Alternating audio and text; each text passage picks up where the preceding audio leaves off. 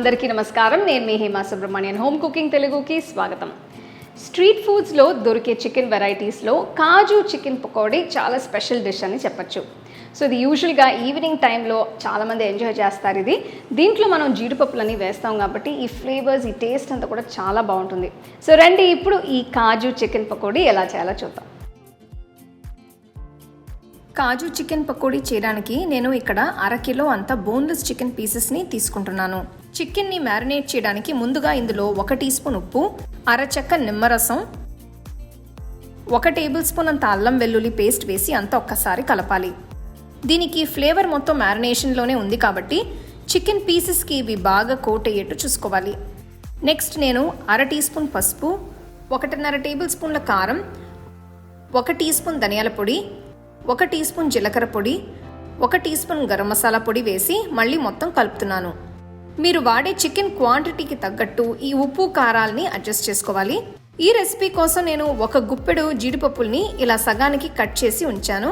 వీటిని కూడా చికెన్తో పాటు కలిపితే మసాలా ఫ్లేవర్ బాగుంటుంది.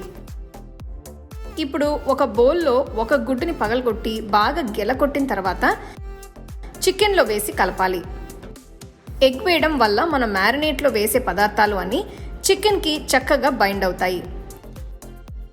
పకోడీని వేయించినప్పుడు పిండి పదార్థాలు విడిపోకుండా నీట్గా కోట్ అయి ఉంటాయి.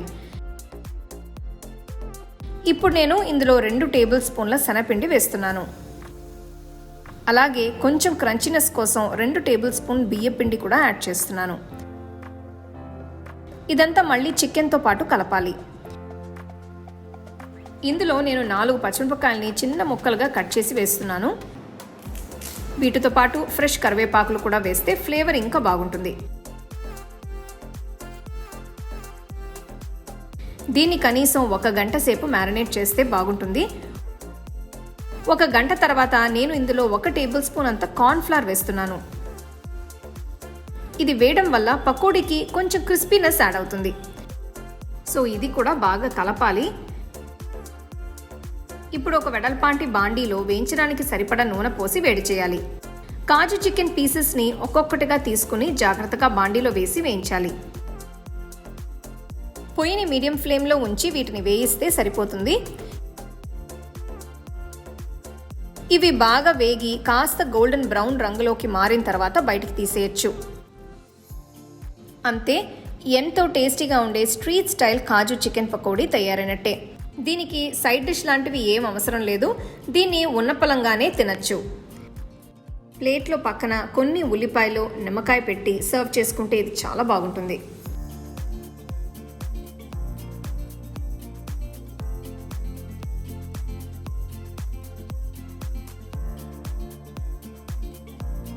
చూసారు కదా అసలు ఆ కాజు చికెన్ పకోడీ ఎంత టెంప్టింగ్గా, ఎంత బాగుందో.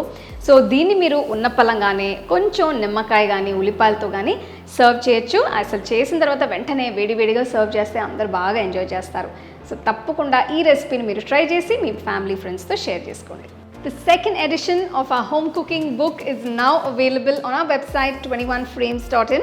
I'll give you the link in the description. You can go and check it out. The book is currently available only in India for now, so you can place your orders on 21frames.in.